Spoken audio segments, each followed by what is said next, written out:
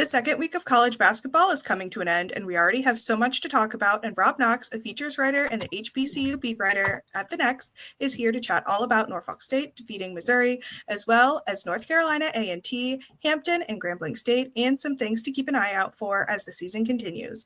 Locked On Women's Basketball starts now.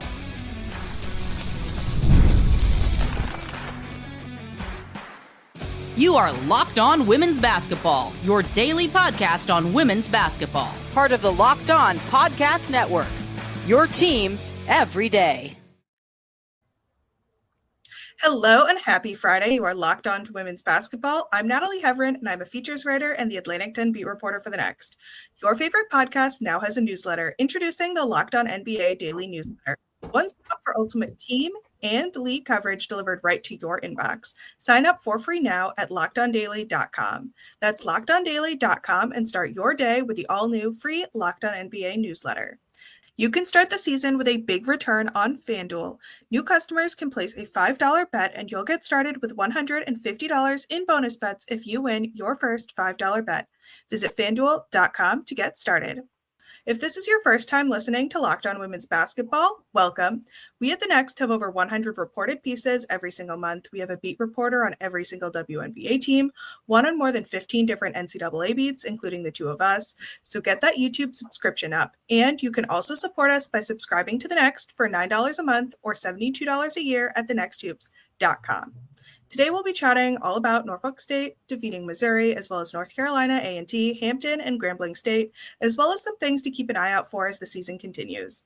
Joining me today is Rob Knox, who is a features writer and the HBCU beat reporter for the Next. Welcome.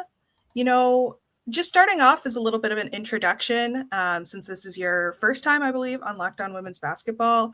How did you start covering basketball, and more specifically HBCUs? Well, first and foremost, thanks for having me, Natalie. I'm so excited to be here. I'm so excited to talk about all things HBCU basketball. First and foremost, I'm a proud HBCU graduate of America's oldest historically Black college, Lincoln University. During my 17 years of working in athletic communications at 5 different schools, I worked at Coppin State, I worked at Lincoln.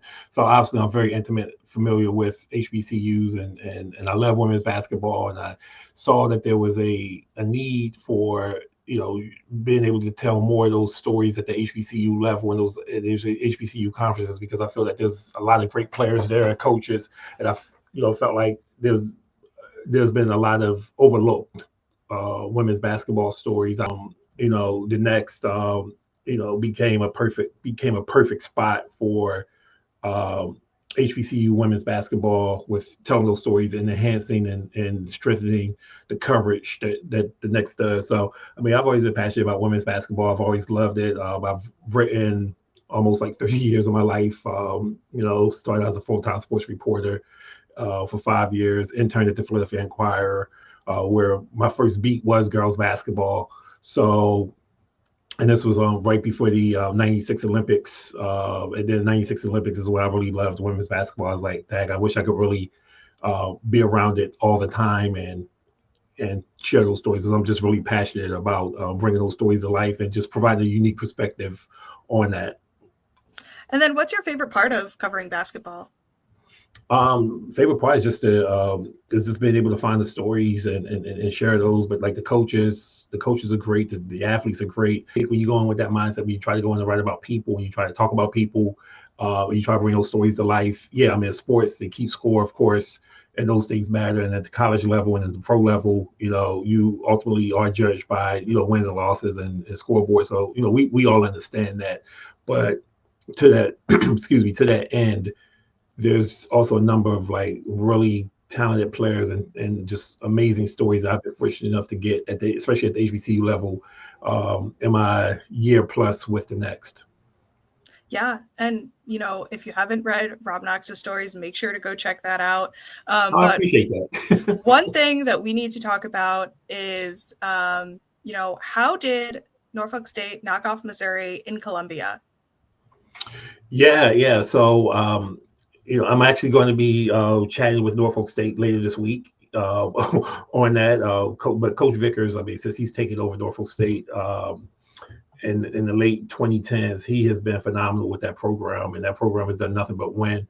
and keep winning. The win at Missouri was his 150th of his coaching career. And the funny part is when he took over the program I think was in the midst of like a 3-27, 28 stretch or whatever, like that they just was consistently losing. But Norfolk State, here's the thing. They're really good. That's first and foremost. They're ranked 9th in the mid-major poll this week.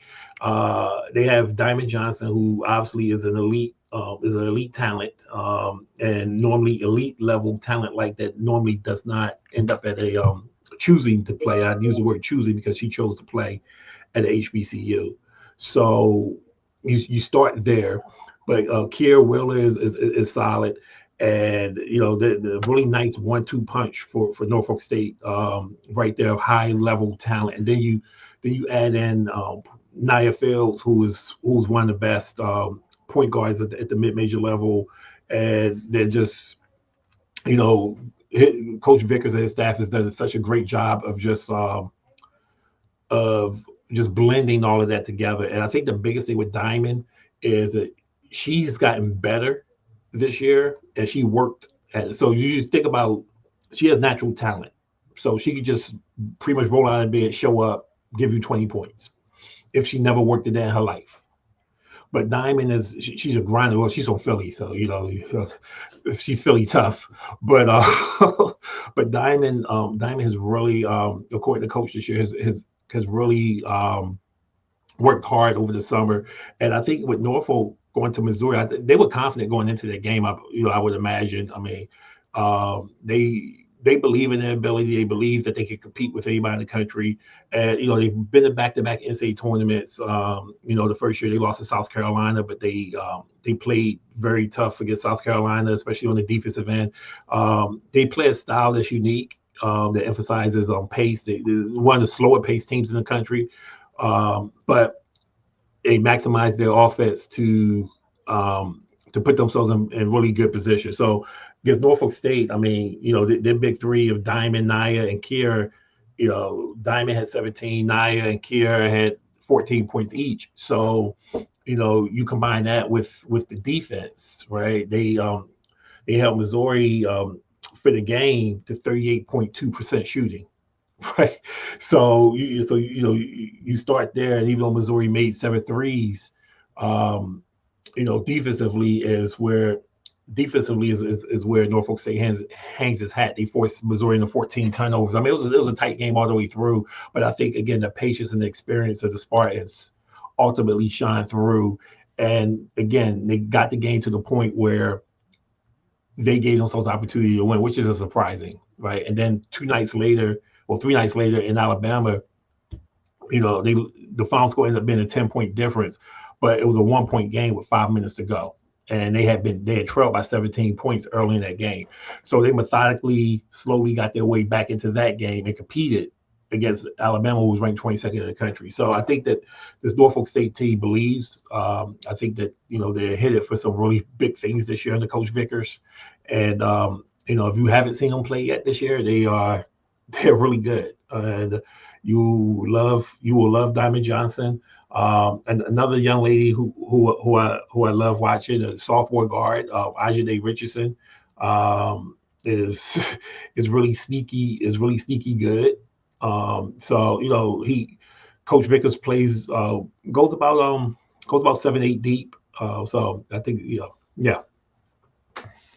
And then coming up next, we'll chat more about Norfolk State as well as North Carolina A&T and more. Today's episode is brought to you by Robinhood. With Robinhood Gold, you don't need a silver spoon to eat up the financial favors of the 1%. Robinhood Gold allows others to get the rates and perks usually reserved for the high society.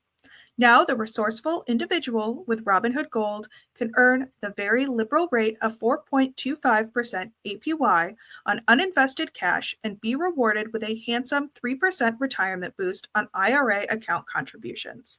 Robinhood Gold provides the privileges of a high net worth for any net worth. These generous benefits are now available for only $5 a month.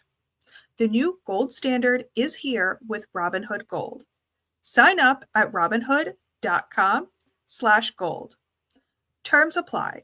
For product-specific disclosures, visit robinhood.com/gold. Investing involves risk. Rate may change. Gold membership is offered by Robinhood Gold, LLC. What else should people know about Norfolk State this season, and why were they picked to win the MEAC or Mid-Eastern Athletic Conference? Well, one, they had everybody back right, from last year, and they also got back. I can never pronounce her name, so I really apologize. But they got McCoy Dewawa back, and I know I butchered her name, and I really apologize.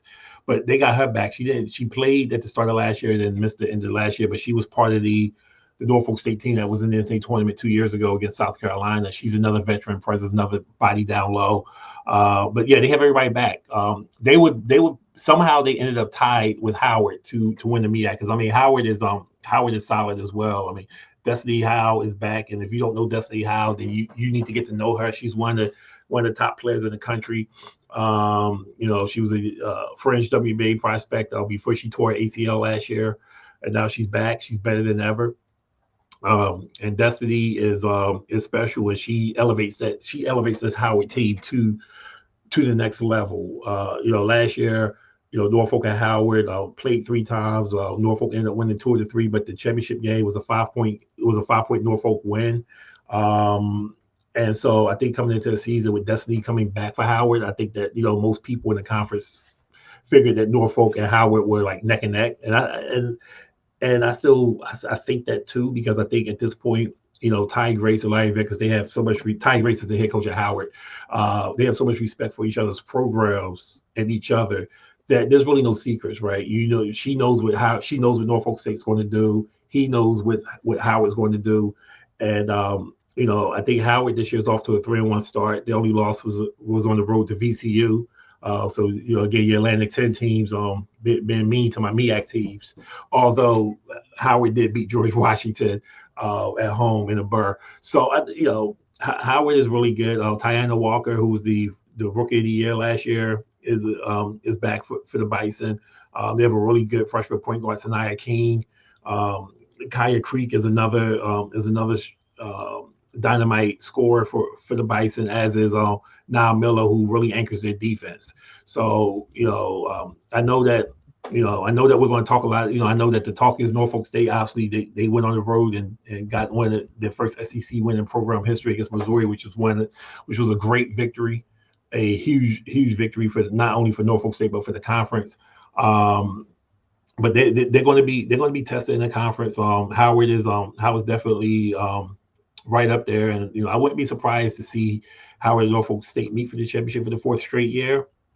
But I also say, I saw Morgan State last night, and I think that Morgan Coppin played as well as they could at South Carolina last night. I mean, it wasn't the slaughtering that everybody probably expected. South Carolina won 90-62, but at the same time, it wasn't one of those, games where Coppin was like overwhelmed, so to speak. Although they probably did make South Carolina mad when they took a 16-13 lead late in the first quarter, because South Carolina responded by scoring the last 10 of the first quarter. But again, I think the MEAC is pretty strong this year. I mean, obviously you got Norfolk and Hampton. Norfolk and Howard are probably head and shoulders above the conference, but like that next tier. I'm gonna throw Morgan State in there. Morgan State, North Carolina Central, even though they haven't won a game yet this year, and Coppin State are like those next 3 teams that are like clawing and grabbing. And again, in a 1-game semifinal situation, if Norfolk or Howard are lucky enough to get to the semifinals and they don't play their best game, and they've run into Norfolk or Central Coppin or Morgan, they could get beat, because each team has a high level player that's capable of dominating. And then, moving on, because you wrote about 1 million previews for us at the Next. One of them was the CAA preview, and you talked about North Carolina A&T. Can you tell me about what the Aggies Can you tell me more about the Aggies and why they were picked to win the CAA?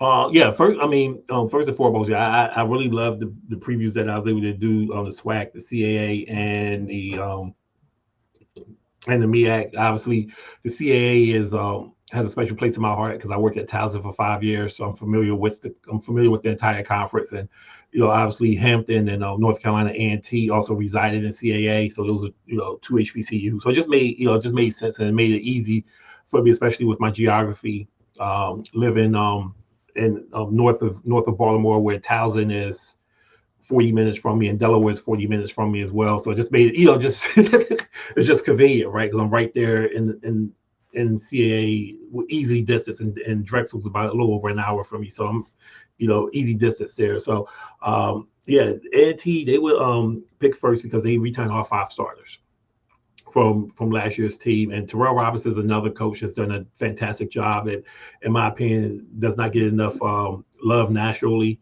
A&T has had several 20-win seasons under Robinson. And A&T, they switched conference. They used to be in the MEAC, and they played in the Big South for a couple of years before coming to the CAA.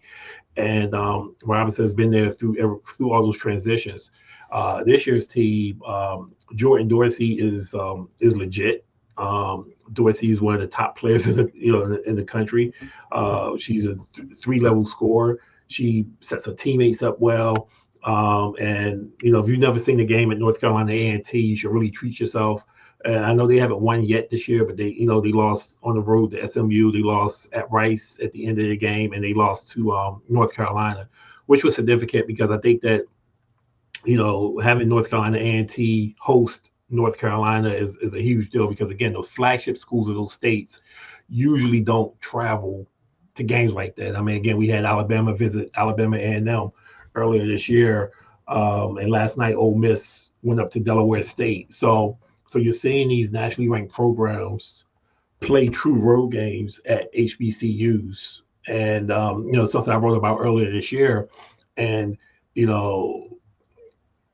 Ole Miss coach Joe, she's one of those. She said, "Hey, I love the atmosphere. I love it to go on the road and play these games, but they also have a cultural significance as well for the teams." I learned last year that when LSU went to Coppin State, that Kim Mulkey talked to her team about the significance of playing at the HBCU, and shared my story with them about just everything that goes along with it. So back to A&T, they're just solid. They're really good defensively. They have all the tools to be successful in the CAA. They have a big time scorer in Jordan. They have Malia Bricon, who's another solid guard who averaged double digits last year. They have Cheyenne Clark in the middle, who's really good. Shayna Clark, she's really good in the middle, and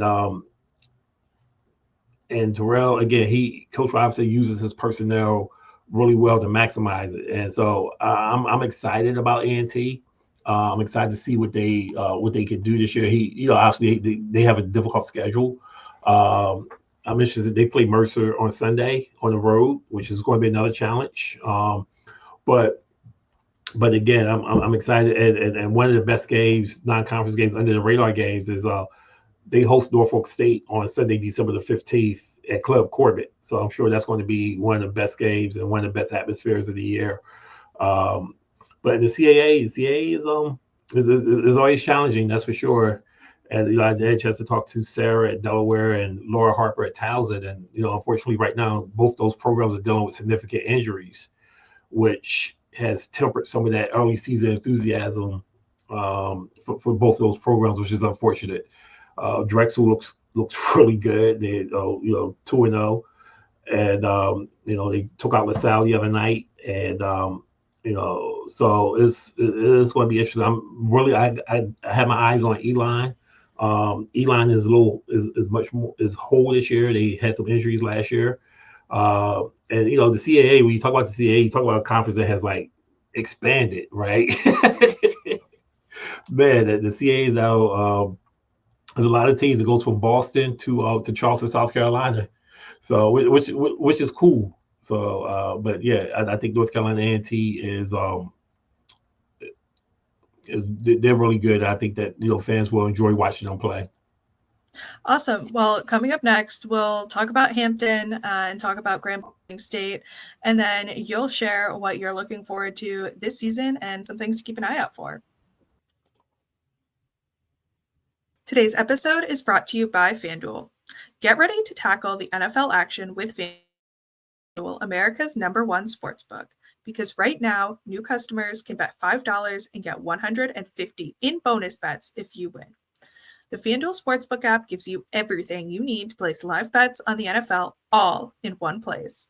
So when you get a hunch in the middle of the game, you can check out the latest stats, view live play-by-play, and so much more on the same page where you place your bets.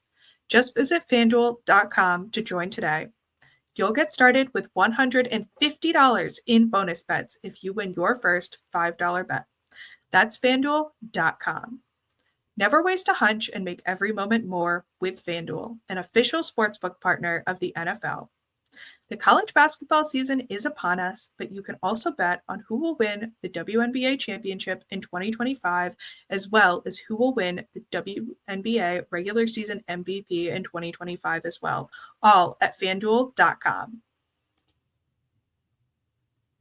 So, going into another team, what does Tamisha Augustin bring to Hampton, and what challenges might she face this season?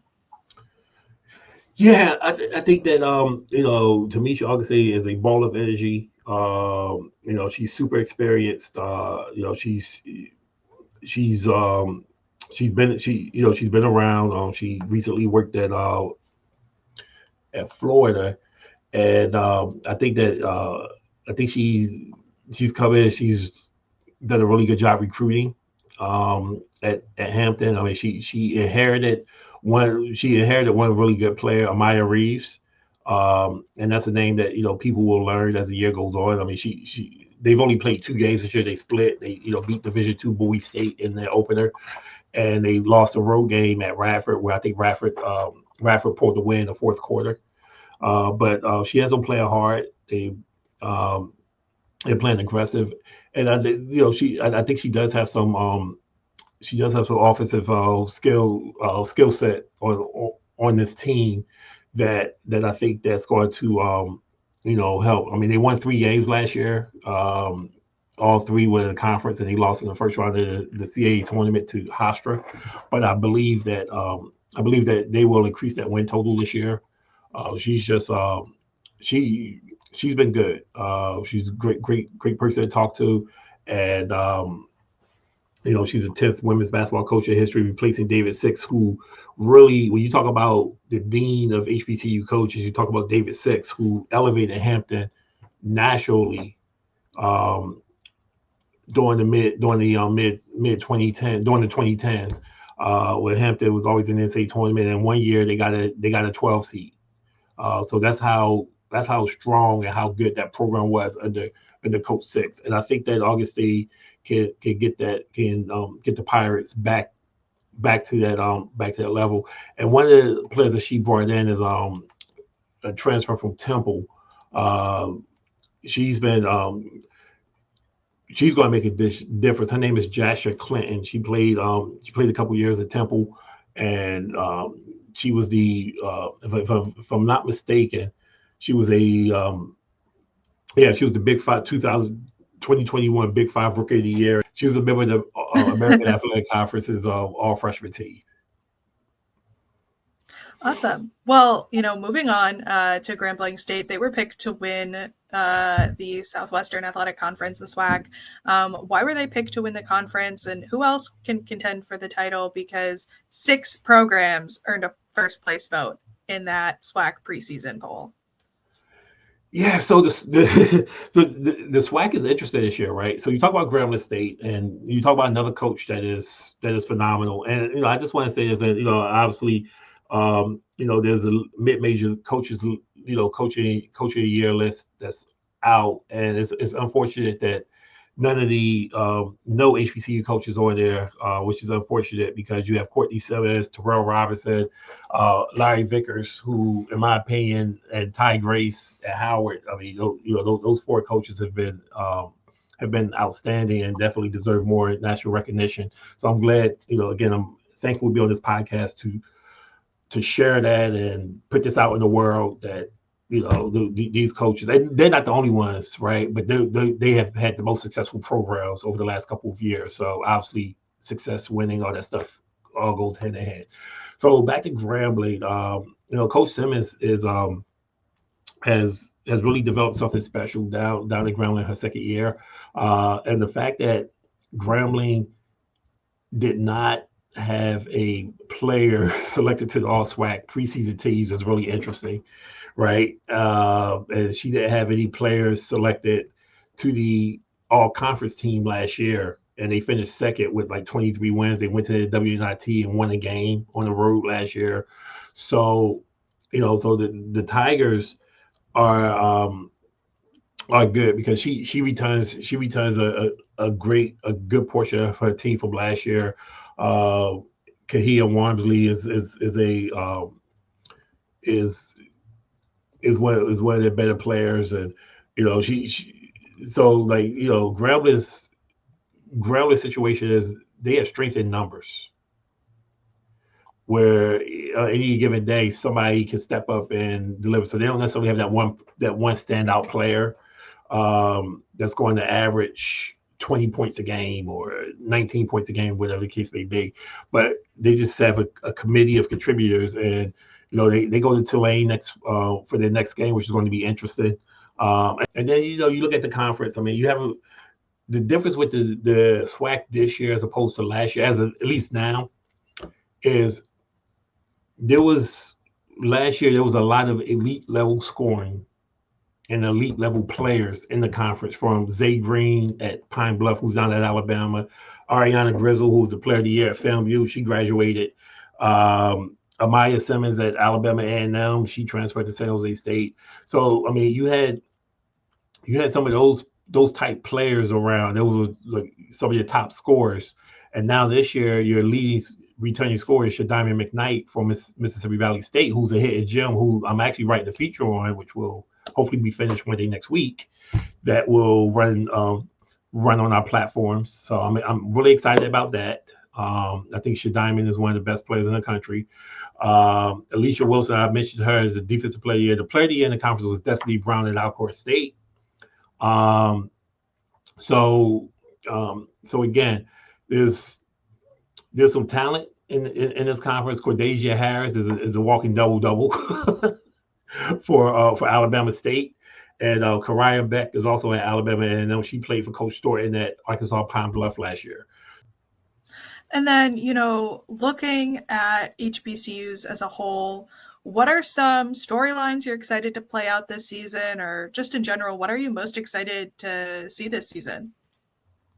I mean, beyond the obvious of Norfolk State and Howard battling one another in the MEAC, I think that's really going to be something to watch this year. One fun fact is last year they were the only women's games. They were the only HBCU women's teams to play on the ESPN family of networks. Like their season-ending match at Norfolk State was aired on ESPNU, which is a significant step forward for both those programs. But I'm excited to see, the thing about the SWAC, they're going to, when January, February comes around, those are going to be some battles. The last few years, Jackson State have been head and shoulders above the conference for the most part. I don't necessarily see a program that's head and shoulders. I see a lot of great programs. I think Grambling State, Southern, Jackson State, Alabama A&M. I think those are going to be the four pushing for those top four seeds. But I wouldn't sleep on FAMU or Bethune-Cookman. And I think anytime you have the offensive player of the year on your team, Alcorn State can do some things, and they lost the championship game last year to Jackson State. I think people forget that, and he has and Alcorn State returns a couple of players. So I think that the SWAC is going to be. The SWAC's really going to be interesting this year. One thing, I had a chance to watch Texas Southern the other night. I think Jada Belton is as good as there is at the mid-major level. Speaking of hosting Power Four programs, Texas Southern is going to be hosting UCF Saturday, December 7th at 1:00. And Maryland Eastern Shore is going to be hosting Mississippi State, which, if you've ever been to Maryland Eastern Shore, is like really the most hardest place in the world to get to. I'm sure that's not like proper English the way I just said it. I'm sure I would get edited, but that's fascinating to me. Maryland Eastern Shore has a new coach in Malika Willis, and I think she's going to do some good things. I'd be remiss not to mention Candace Dupree, former WNBA legend, coaching at Tennessee State. I also have a feature on her as the lead to my notebook, to my HBCU notebook. That's also going to be finished Monday next week.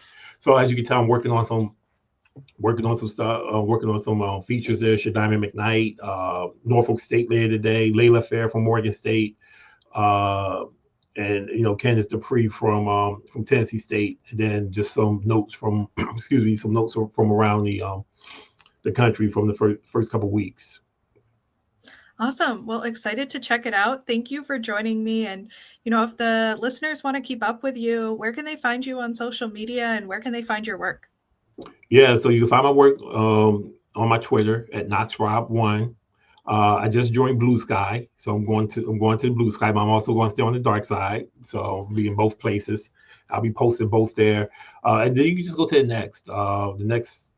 Again, phenomenal collection of stories, great writers, great people, just really covering every area of women's basketball. And it's not even just like the coverage is like taking you inside the game and trying to make you a smarter reader, smarter fan, more engaged fan.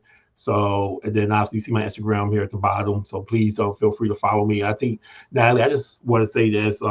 It's a blessing being able to be here on this podcast and discuss HBCU women's basketball, because again, it's a space that sometimes is often undervalued. And I'd be remiss if I could just give one quick shout out of somebody that I think that everybody should follow, that really she's really passionate about HBCU women's basketball. She does a fantastic job. Her name is Liv, and her Twitter is, I believe, is like Liv for Hoops. But she's a former basketball player at FAMU, and last year she did a lot of video stuff, and she like posts like 3, 4, 5, 6 times a day on just who's doing what, who's where, who's everything. And she's just I think I think the HBCU space needs more of that, right? And she's somebody that she's worth following. So her Twitter is Liv for Hoops. So it's LIVFOR Hoops on Twitter. You won't be disappointed, and you get like daily, and you will be in the know with HBCU coverage. So she's Awesome. good. Well, I'll make sure to follow her myself. And for our listeners on Spotify and other platforms, not video, Rob's Instagram handle is Rob from Chester, PA. And thanks to our listeners for making us your first listen every day. And your favorite podcast now has a newsletter introducing the Locked On NBA daily newsletter, one stop for ultimate team and league coverage delivered right to your inbox. Sign up for free now at LockedOnDaily.com. That's LockedOnDaily.com, and start your day with the all-new free Locked On NBA newsletter. And make sure to tune in tomorrow to hear from our WNBA draft crew.